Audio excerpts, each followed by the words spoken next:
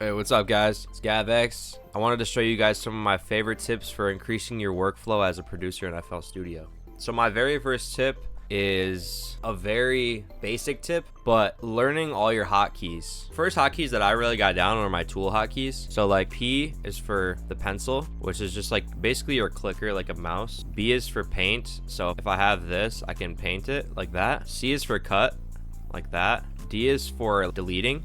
T is for mute. I don't know why it is T, but it is. And then you got like E is for select.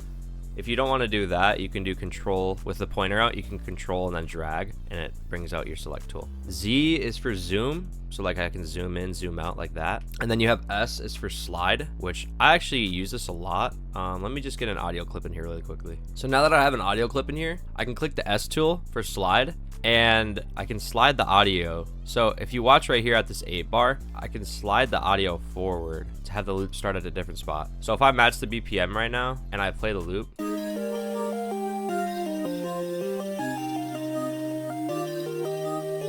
so that's where it starts, and now I can slide it forward if I want and have it just start here.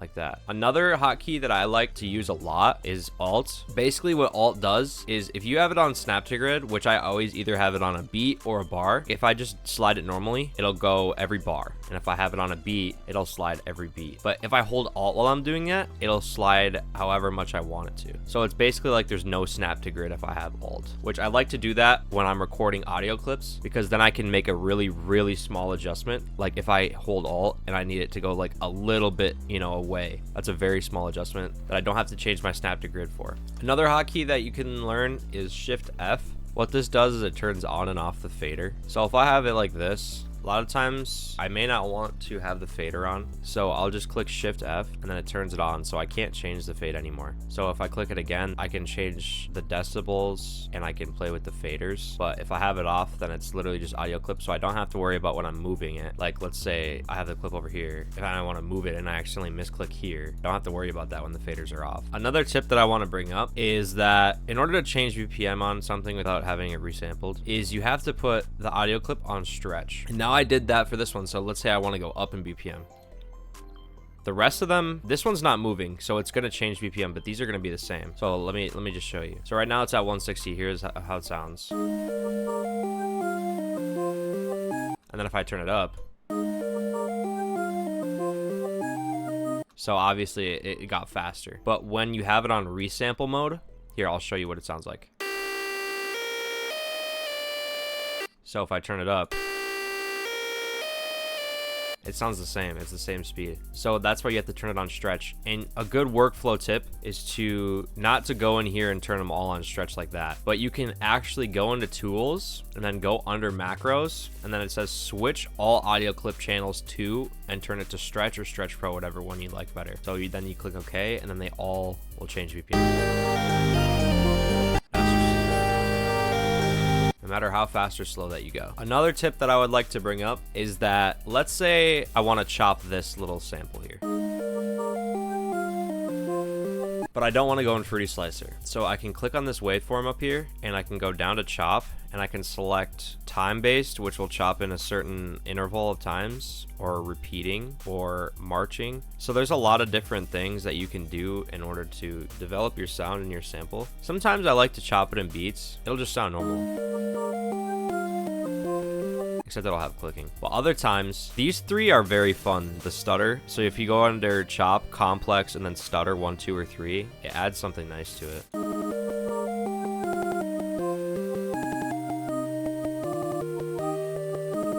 So yeah, so another tip that I'd like to bring up that I brought up in my last video. So I just chopped it into bars using that chop strategy that I just showed you guys. And let's say I want some of these to be reversed.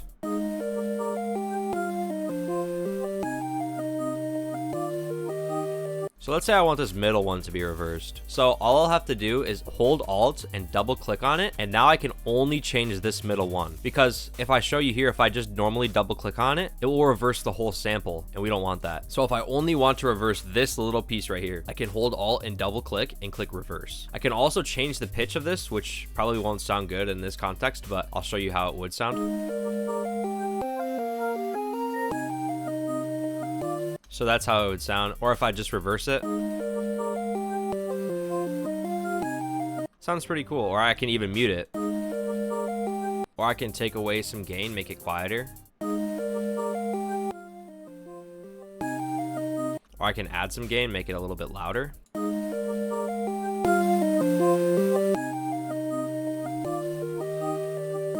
So another tip that I have for you guys. So if I find a patch that I really like in Keyscape, I don't know how to play piano, and I'm sure a lot of people don't either. So I can't make it sound good on a keyboard. If you just listen, they're all the wrong notes and they're out of key. So if I want to make them in key, I can go up here and let's say I pick E minor for the sake of the video. And if I take it in E and go in minor and natural, all of the notes will be in key.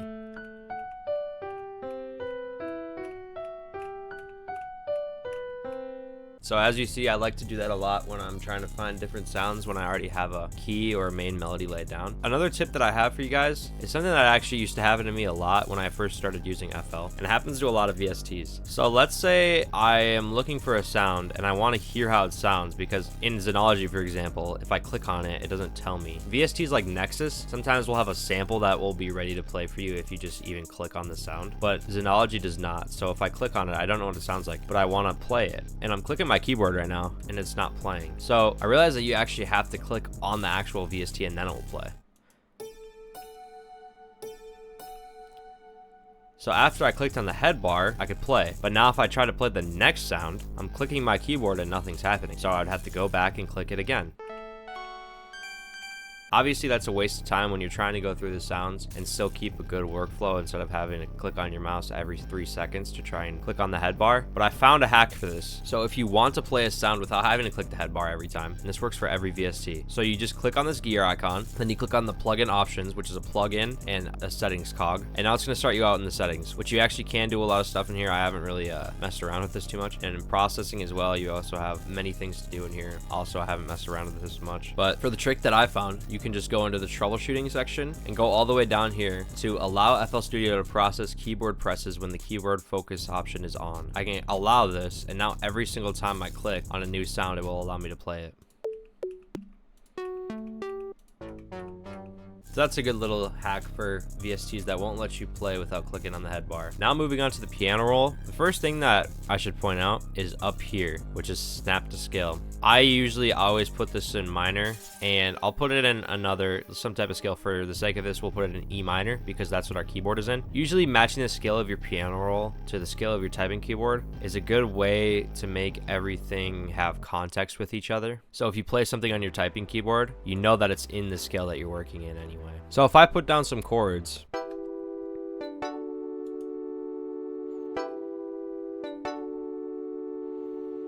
and I want to make an interesting melody to it, there's a nice little shortcut. So first I'll select everything using Control A, then I can click Alt A and it turns it into an arpeggio.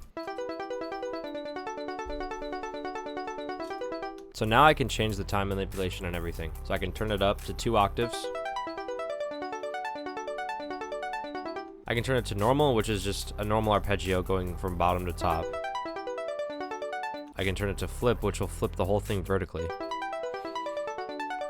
Or I can turn it to alternate. What this does is it alternates between octaves that it has flipped. So right now it has 2 octaves, so the first octave is normal and the second octave is flipped. But if I do 3, then the first octave is normal, second is flipped, and then the third octave is normal. And I can also do that for the rest of this. Basically what this is it's like a plugin rack. So you have your very first manipulator, which is changing the pattern. So I have it on alternate right now. So the first octave, the lowest octave is normal, the next octave is flipped. If I change this, it'll manipulate already what I had from this first pattern. So if I go to flip, it'll flip the whole thing again. If I go to alternate, it'll do the exact same thing that this alternate does, but it'll just alternate it again. So for this sake of this, I'm going to leave it on flip, and then this, we'll keep it on time. So this is either time, block, or chord. So basically, time will never restart the arpeggio. Block will restart on a new block, which is every bar. And then chord will restart on a new chord. So this is how they all sound.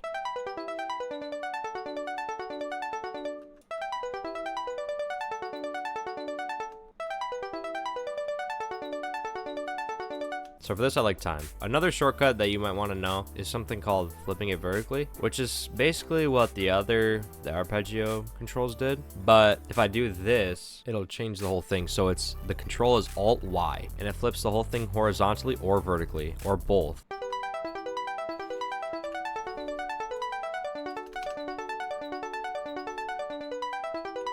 Another hotkey that I use all the time is shift down arrow, which will move it down one semitone.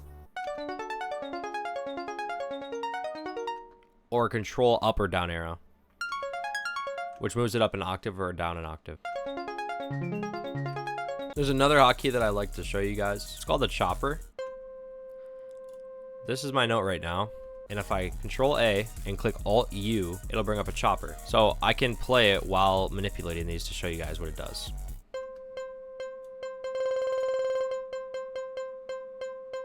So that's what the chopper does. Another thing that I like to do a lot, and then some VSTs don't support it.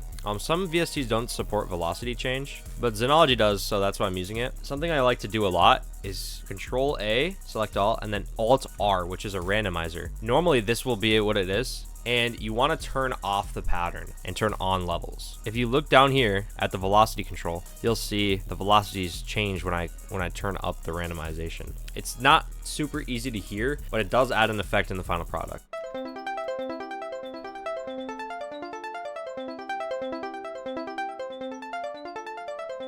Another one that I also like to use, I like to do this a lot, the velocity randomizer, and I also like the pan. It'll bring it in different ears.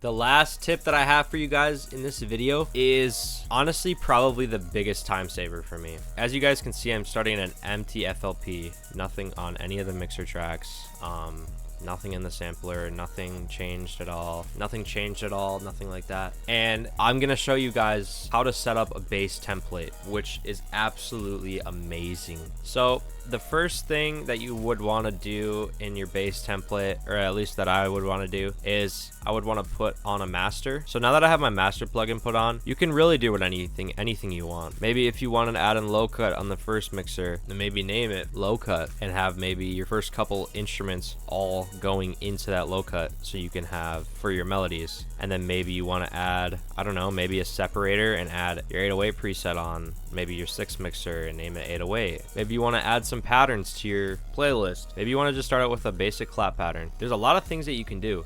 Maybe you want to start out with FL keys. So now that we have all the things that we want, obviously you can add absolutely whatever you want. It's your base template. Now we're going to go up here into file and we're going to click save as template, and you're going to name it. You want to make sure that you don't do anything. You want to go into options, general settings, scroll down until you see miscellaneous. Then you're going to go all the way to the bottom of miscellaneous, change your startup project to default template, and change your default template to whatever one you just created. I changed it to tutorial template because that's what I created. Now make sure you do not work in this initial template that you just made, because if you do, it will change. So if you make a beat on this template without exiting out of this project, it will change your default template to whatever beat you just made. So now, in order to open it up, I'm gonna go file and then literally just click new because it's already under tutorial template. You can go here and click new, or you can go into here and click tutorial template or whatever you named yours, and it will bring up everything that you just had. See, I have FL keys, I have my clap,